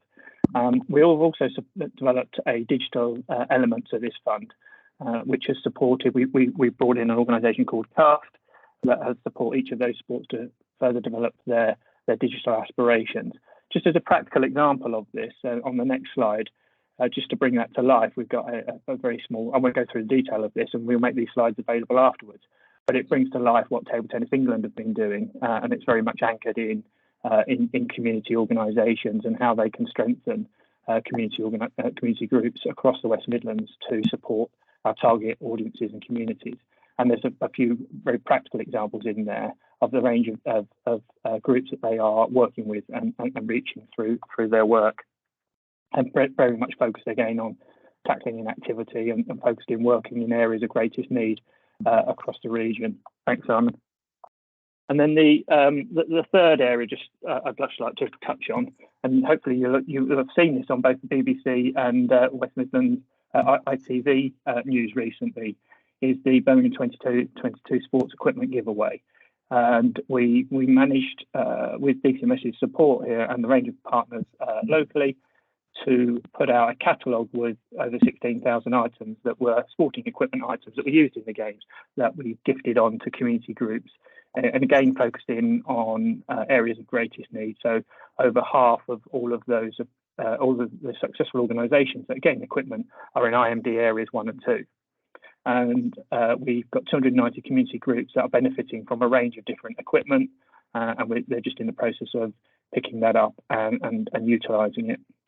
And that sort of sits alongside some of the performance end of the equipment which we've passed on to some of the national governing bodies of sport where it didn't fit in terms of community use. Because of the strength of demand there, we've also added a further £100,000 in from Sport England to support those that were initially unsuccessful, but we still recognised that there was a need, there just wasn't enough equipment to go around. So we are in the process now of working out how we can communicate and support that next cohort. It'll probably be around another 200 to 250 organisations on top of the 290 that have already been supported. It kind of segues into one or two other examples here, one being the volleyball equipment. We are working strategically with the City Council to develop 2 beach volleyball sites in the city. And then alongside that, we are also working with the City Council in Birmingham to develop 20 community outdoor spaces for 3x3 basketball. Here's just an example of, this is the warehouse at Tyseley with all of the equipment that is being collected at the moment from community groups and organisations. Thanks, Simon. So final slide really was just, and I appreciate that was a very quick example of 3 different elements of the work. There is a lot more that sits behind that and a number of other strands, but conscious of time. So this final slide really is a look to the future. So there's definitely an opportunity to build off the back of a successful games, to harness that enthusiasm and to focus on wellbeing and the role of physical activity in that. We recognise, and what we've tried to do through the Commonwealth Active Communities model, and our wider learning from place-based work over the last 3 or 4 years is to recognise the importance of tackling some of the wider determinants that impact on physical activity. And that's why we're very much looking at a holistic approach to how we support communities and individuals to be more physically active. Because often the starting point isn't a fitness class, but it is recognising and understanding where people are at in their own lifestyles at this point in time and the other pressures that affect them, and providing a wraparound holistic support to support people to be in a position to be thinking about and engaging in a physically active lifestyle. So that draws us into some of the conversation that Simon referenced earlier with the Mayor and colleagues around the possibility within an MOU with Sport England around health and wellbeing in all policies approach. I think the second thing which we recognise, and it's come out, I think, in terms of the cost of living impact, and colleagues talking about the mental health impact of that, is developing a sustainable, vibrant voluntary and third sector as anchors for community engagement and active citizenship and wellbeing. Because we recognise, particularly through the pandemic, the strength of the third voluntary sector in being that support mechanism for so many individuals in terms of not only their physical health, but their mental wellbeing and their social connectedness as well. And we recognise that in order to achieve those things, we need to have a really strong sector leadership with a vision and strong ambition across the West Midlands. So I'm just going to pause there and hand over to Simon just to finish things off, and then we'll open up for questions if that's okay. Yes, thank you, Adam. So over the summer, during game time and immediately afterwards, as well as kickstarting the physical activity legacy delivery, Sport England and ourselves have been convening meetings with local authorities, Sport England's system partners, such as active partnerships and street games and others, in terms of what are we learning from legacy, and how do we begin to use this as a catalyst to work as a system to drive that impact we want in terms of that stronger voice around sport and physical activity, that opportunity to inform and influence policy and practice moving forward. And there was a sense of the way we will need to achieve that is from what we're doing locally on the ground within our communities, taking that learning, that experience, that practice up into local level and through collectively as we work as a region. That work is really timely because and the legacy is really timely because we've just come to the end of a 2-year funding agreement with Sport England, when we looked at test and learn around various things to begin to see what is their appetite and impact of work at a combined authority level. That test and learn work has enabled us to invest in collaborative leadership, the work that the Black Country did to instigate their Commonwealth Active Communities work through Black Country Moving, and also a number of small place-based work, which has informed learning and looked at a different way in which we're trying to deliver innovative solutions with our communities. So I highlighted earlier that the West Midlands Mayor and Laura Schoaf and Julie Nugent met with Sport England Chief Executive and Executive Director early in November, where they began to discuss what is that appetite to move from a test and learn partnership into a mature partnership around the delivery of that health improvement duty, as Adam highlighted, specifically in around those health in all policies approach. But how do we find that leadership to take that learning and impact from the games to deliver change? Where could we add value in the system to take things forward? As Jed highlighted around sport and physical activity, we need a champion through the sport and physical activity sector to work alongside mental health partners and community partners to realise this these actions, and to begin to make sure we're accountable for these actions in the system we work with. And that involves convening, that involves our role in terms of influencing, and that includes our role about enabling delivery. Making sure that we're maximising the opportunity that sport and physical activity have in terms of improved mental well-being. What's our role of our system to deliver that change? So what we would like to take forward from our Wellbeing Board is and from a meeting, we want to begin to move towards developing a memorandum of understanding between Sport England and the Combined Authority, work with our local authorities and sports system partners on the added value of this work in the region, providing that leadership, that health and policies approach, connecting locality up to region and national. And we're looking at how we develop between Sport England and ourselves a joint casted partnership plan to move forward. So our recommendations from this report, and thank you for your time today, is we want to bring back to the board, although we're not accountable as a CA, we need to bring back the progress, impact and learning from the physical activity legacy delivery back in this space. Let's have a kind of dashboard, but kind of here's some of the headlines that we're really learning about the system. And we want to bring a report back to the next Wellbeing Board around what is the nature of our partnership moving forward. What does it look like and where does it bring that added value in taking our work forward? And we will do that. Our commitment is to do that with our Wellbeing Board stakeholders to enable us to realise the impact and change that we want to see through the Commonwealth Games and the opportunities for people in our communities to get active, improve their health and well-being, and improve the opportunities for communities and individuals. Thank you very much. Simon, Adam, thank you both very much, and admirable opportunities and gains that we want to achieve here, and certainly worth the discussion, I think. So I'm looking for input from others. So I've got Jasbir, and then Jasbir, and then Justin. Well, thank you for the report. It's very interesting.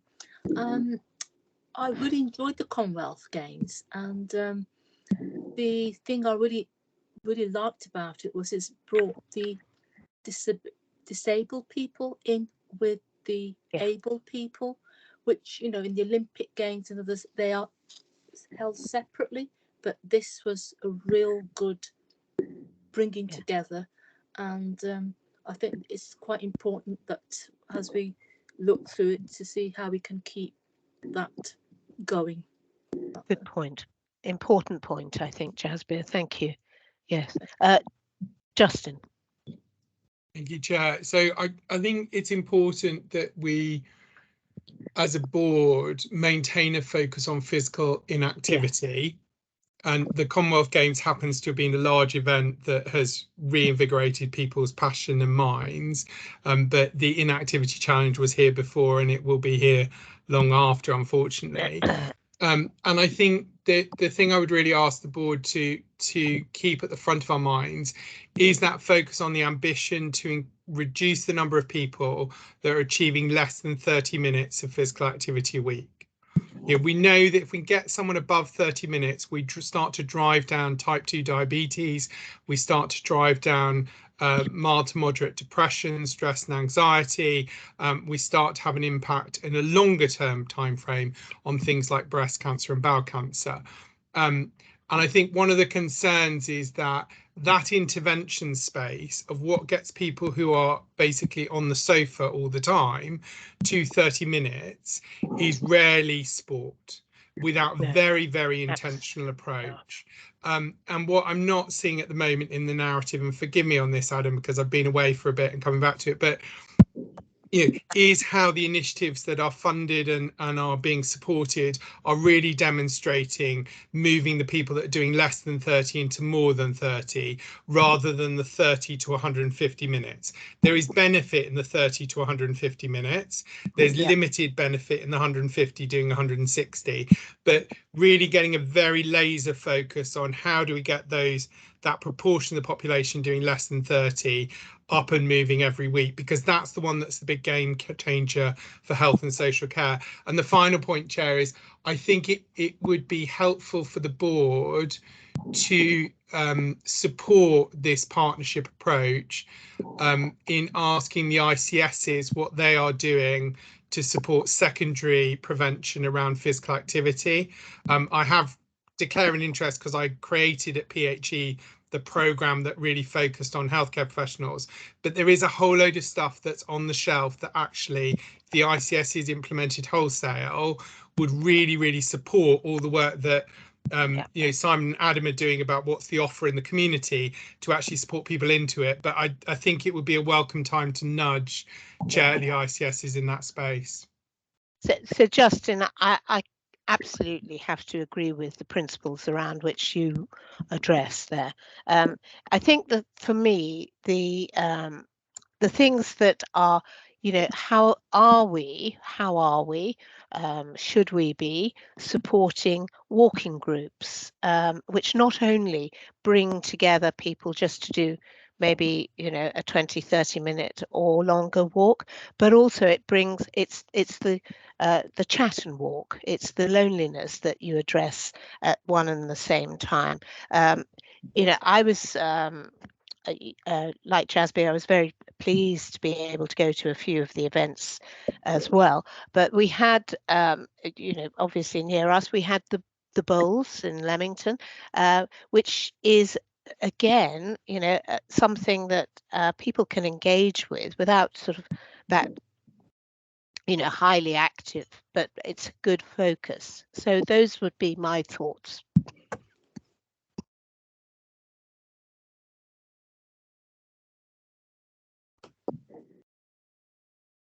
Chair, thank you for that.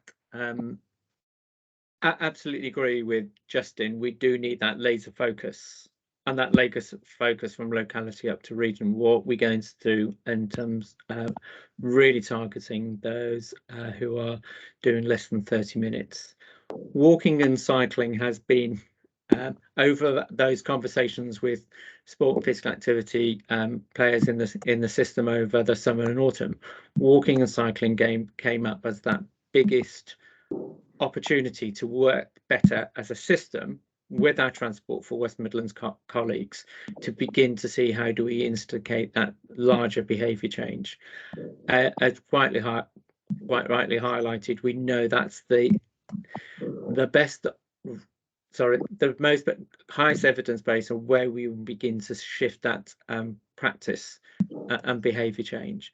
And equally, if we can get more people walking, it has a massive impact around environmental change, air quality, community well-being, and we're also seeing that evidence around some of those warm hubs being people coming together in walking groups, having that chat, going to that place for a soup and walking back and maintaining that body heat as a result of walking. So it has that huge opportunity. We're working with the West Midlands Walking and Cycling Commissioner, Adam Tranter, to see where's that shared space along with Transport for West Midlands colleagues. We hope to bring that forward to you in terms of our partnership paper around how we're going to instigate that huge behaviour change to get more people walking, cycling. And I'll pass over to Adam. Thanks, Simon. Yeah, I you know, one of the things I think is an opportunity here, and Justin, it may be, and you're extremely busy, but to have a bit of your advice and leaning to help here. The £2 million for Cycling for Everyone that was commissioned by DFT into TFWM this year was a focus on trying to support those that are furthest away from accessing cycling opportunity in particular. That is now extending to another £2 million next year, and possibly another £2 million for another 2 years, so i.e. £8 million in total to support that agenda.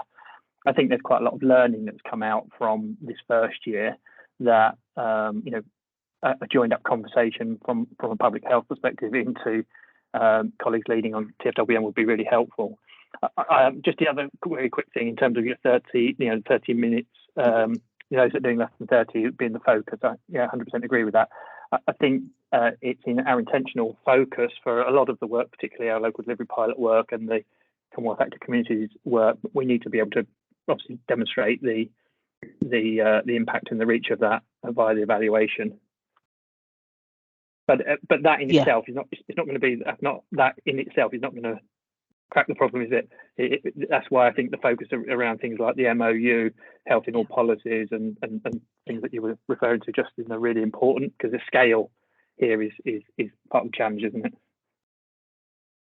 Thanks. Thank you very much.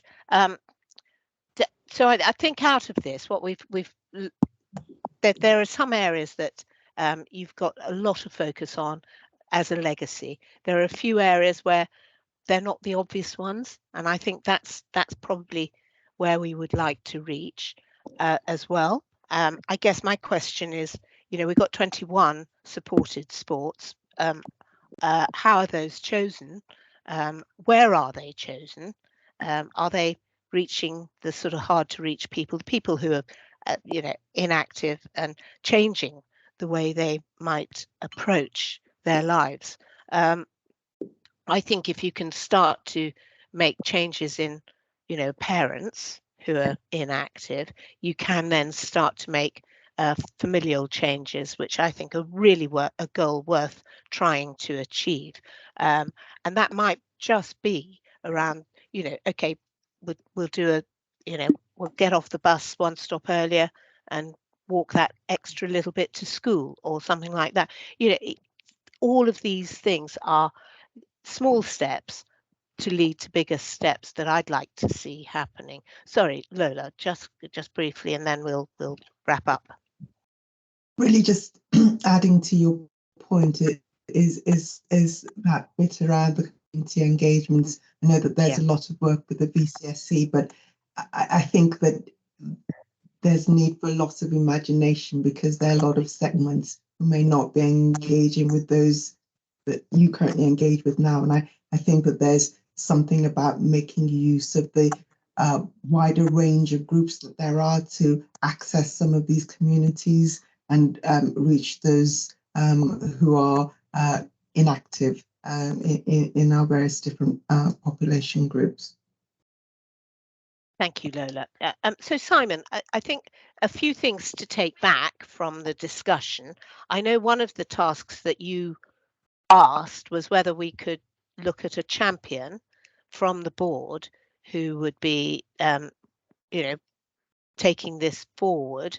And I think perhaps what we should do is look at that as a feed it out to the board members outside, and expressions of interest might be the way forward on that, if I may.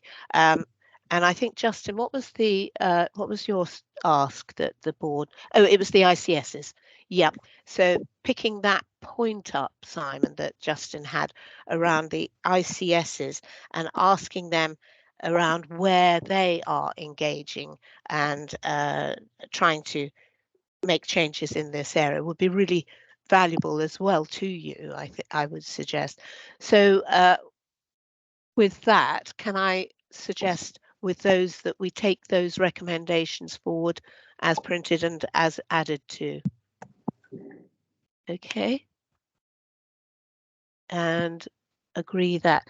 So, right, I'm not seeing any dissent. We'll take those forward, and thank you to both Simon and Adam for a very, very important and worthwhile report. And we'd love very much like to have that back again to have a look at the outcomes and the benefits so that we can talk about it again. So Simon, if we can have that back, that'd be good. I'm moving us on, if that's okay, to agenda item 11. Oops, let me just get to that. So this is the Wellbeing Programme update. So we've just got a few moments to talk about this, Mubashir, which I think you're going to help us talk through. Absolutely, Chair. And I recognize the time pressures that we have. Yeah, we're but up against it a bit. So I'll just kind of whiz through, hoping that the updates are clear enough anyway. Yeah. And just a couple of things to highlight. Our next Health of the Region Roundtable is going to be on the 11th.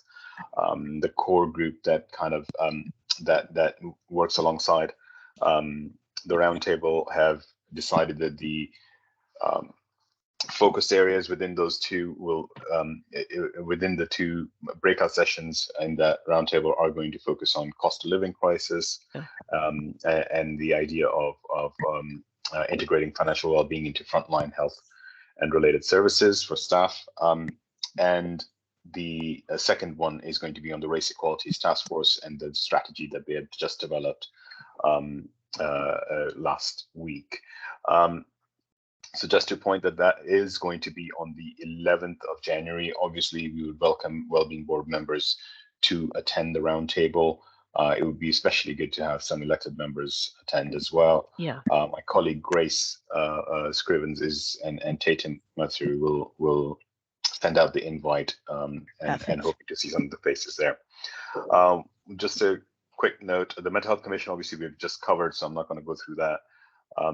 On the health tech med tech thing, it'd be prudent to mention that the smart city proposal, smart city region proposal that was linked to our DEWA deal is going forward, and there has been some initial talk of getting some pump prime funding for it.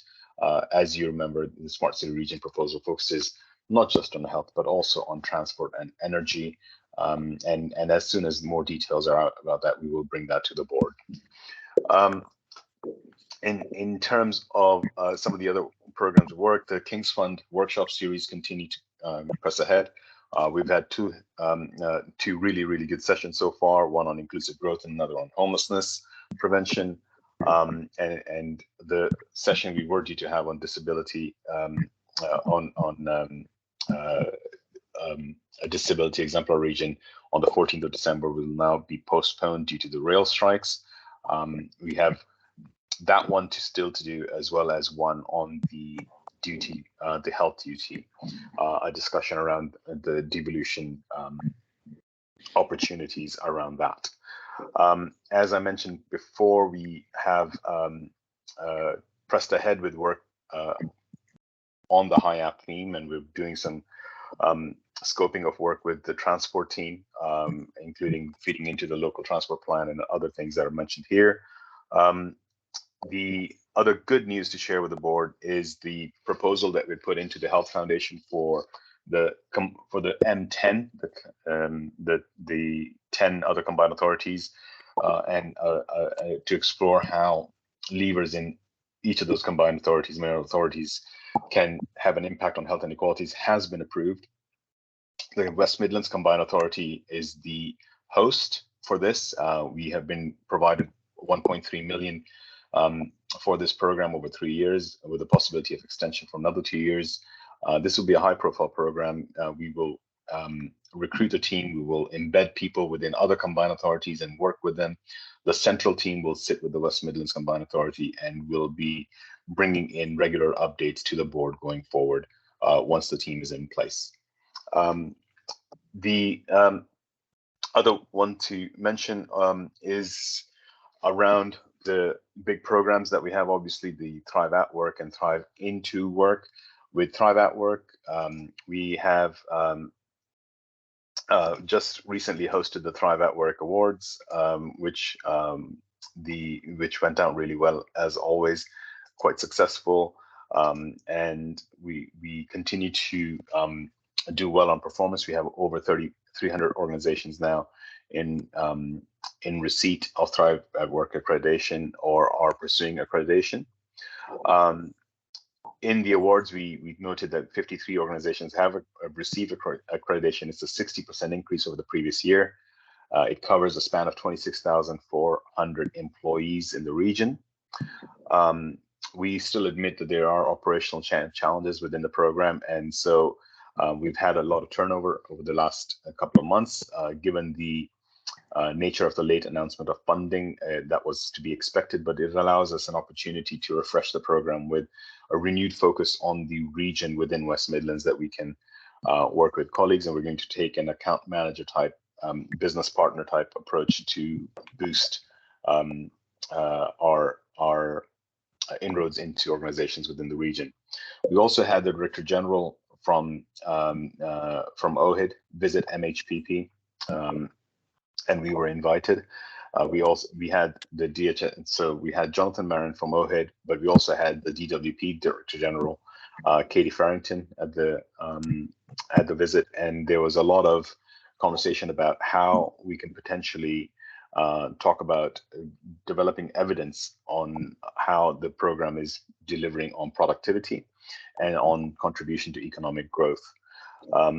So this was a really good chance for us to showcase that. We also have a visit coming up from the DCMO, the Deputy Chief Medical Officer, into the region on the 14th, and we will highlight both Thrive at Work and Thrive into Work with Janelle on her visit to the region, and we're working with Lola and team to make sure that that is successful. I think I will stop on that. I think Thrive into Work continues to carry forward with the delivery. I've got one question. I've got one question on Thrive into Work from Karen. Do you want to take it now? Yes, please. Karen? Thank you. Just a little concerned about the figures for Birmingham and Solihull, which are much lower than Dudley and Walsall and Sandwell and Wolverhampton. Is there something I'm missing in the data, or do we not yet know what the reason for that disparity is? So I think we've had more recent data come in since then. So there is, this is something that I've asked the team to look into and come back to us on. So I am going to seek further analysis from our performance team, because I noted that as well. We previously had similar numbers from the Black Country, from Wolverhampton, and we took remedial action, and that's improved. So I think I will take that question away, Councillor McCarthy, and I'll come back to you. Perhaps we can have a general response on that. Yeah. Absolutely. Okay. Tony. Thank you, Chair. I had the same question, actually. The figures for Birmingham and Solihull do seem low. And so it would be good to understand those in a bit more detail. I think it's a really key update on the Thrive to Work sort of piece there, which it's a really important workplace health scheme. I think I understand that there's a national evaluation that's been completed, and this is with ministers. So I'd say an update on that would be useful. And I think locally we'd like to see a better local connectivity into the programme, so we can make sure it's delivering in the communities where it's needed most. So that would be the kind of initiative that I'd like to see. So just an update on the evaluation with the ministers and what we can do locally on connectivity. That's helpful. We'll get that. Chair, if I can I bring Anita in, who can answer some of those questions? Bring her next.